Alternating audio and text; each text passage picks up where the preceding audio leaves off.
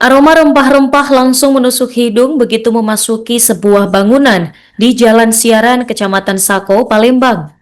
Di sudut ruangan, tong-tong besar berisi bumbu yang telah dihaluskan tersusun rapi. Dari tempat inilah bumbu racikan Hikmah Fajar diproduksi, dikemas, dan didistribusikan ke berbagai rumah makan ternama di Palembang, Sumatera Selatan hingga ke luar negeri. Pemirsa, simak informasi dari jurnalis Sriwijaya Pos rekan Linda. Silakan laporan selengkapnya. Ya benar, dapat saya informasikan secara langsung dari Kota Palembang, Sumatera Selatan. Saya berkesempatan berkunjung secara langsung ke tempat produksi dan juga toko bumbu Hikmah Fajar yang ada di Palembang. Nah, untuk produksi bumbu Hikmah Fajar ini ada di Jalan Siarang, Kecamatan Saku, Palembang. Di rumah produksi ini bumbu-bumbu diracik nih, dikemas hingga didistribusikan ke berbagai rumah makan ternama di Palembang seperti pagi sore dan hingga sampai ke luar negeri. Nah, nama Hikmah Fajar sendiri itu bukanlah pemain baru di dunia kuliner karena memang usaha bumbu Hikmah Fajar ini dirintis sejak 1975 oleh almarhumah Haji Askar bersama sang istri Uni Cinde. Nah, perjalanan saya ini bermula dari sebuah lapak kecil di Pasar Cinde, Palembang.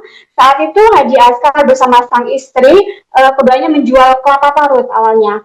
Namun, usaha tersebut berjalan cukup lambat dan pedagang lain di sekitar lapak itu ada yang menjual cabai giling serta bumbu ramai, maka muncul ide juga untuk mencoba peruntungan baru.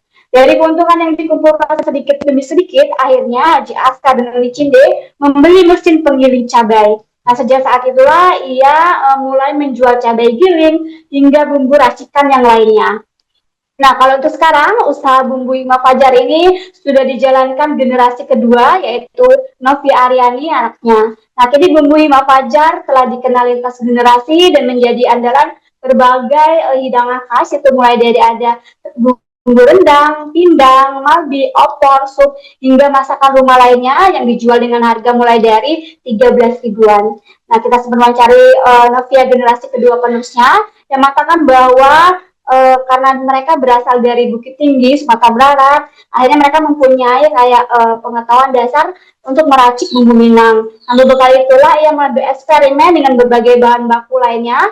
Nah, prosesnya tidak mudah menurutnya, mulai dari 2 hingga 3 tahun dilakukan uji coba sehingga mendapatkan bumbu racikan yang sesuai dengan lidah masyarakat.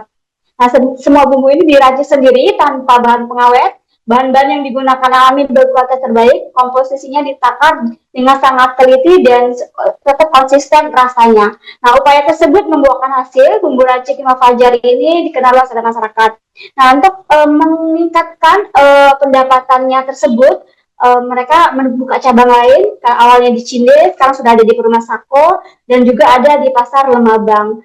Nah, sebagai generasi yang sudah saat ini kan sudah melek teknologi, akhirnya Nova juga berpikir nih untuk menjual secara marketplace gitu ya, untuk berinovasi. Bersama sang putrinya itu Diva, akhirnya Nova mencoba membuka belajar secara otodidak dulu membuka marketplace seperti di platform Shopee untuk membuka Bumi Fajar. Nah, langkah tersebut membawakan hasilnya di luar dugaan karena orderannya bisa sampai ke berbagai daerah di Indonesia, bahkan sampai ke luar negeri, karena memang ada yang langsung datang nih orang Indonesia, tapi dia bekerja di luar negeri dan membuka usaha makan di luar negeri. Nah, untuk setiap mengambilnya dia diambil 3 sampai 4 bulan sekali, ngambilnya 50 kilo, dibawa seperti ke Amerika. Sedangkan untuk penjualan domestik sendiri, kalau untuk perharian itu secara online-nya bisa 200 sampai 300 pieces. Jika digabungkan dengan offline itu bisa sampai 500 pieces per harinya. Nah, kini Bumbu Hikmah Fajar berhasil membawa cita rasa lokal Palembang, Minangkabau ke berbagai penjuru dunia. Begitu rekan Nurma yang dapat saya laporkan dari Palembang, Sumatera Selatan. Dari rempah-rempah alami, kita nggak pakai buat rasa, nggak pakai bahan-bahan tambahan lain, memang 100% bahan-bahannya alami. Ketiga, ya otentik gitu. Otentik ya. Ya. Dari sekian varian itu paling banyak peminatnya apa? Bestsellernya rendang pasti. Oh, rendang. Rendang, sop, pindang, tekwan, Cuman bestsellernya emang rendang lah kalau Rendang ya.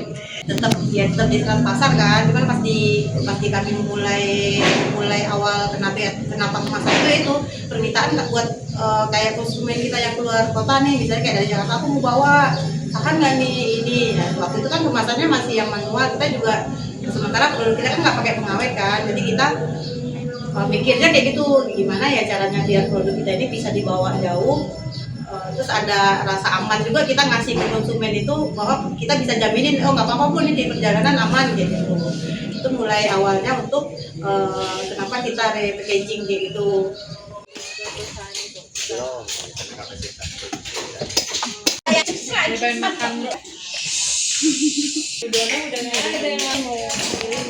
Nggak boleh juga kalau berarti nanti di sana juga lagi jam nggak usah.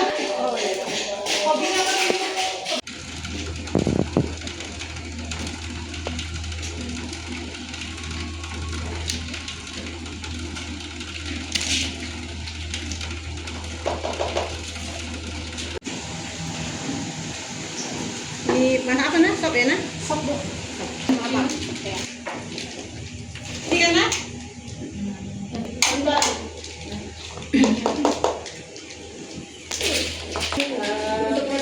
Dalam tahap pengumpulan biaya. Jadi sebenarnya satu tempat aja ya. Kemarin kan kita di apa namanya? Nyaman gitu. Ngir-ngir. Elok. Ngir-ngir. Ngomong lah, kami nak kerja di sini. Kalau bisa bypass ini.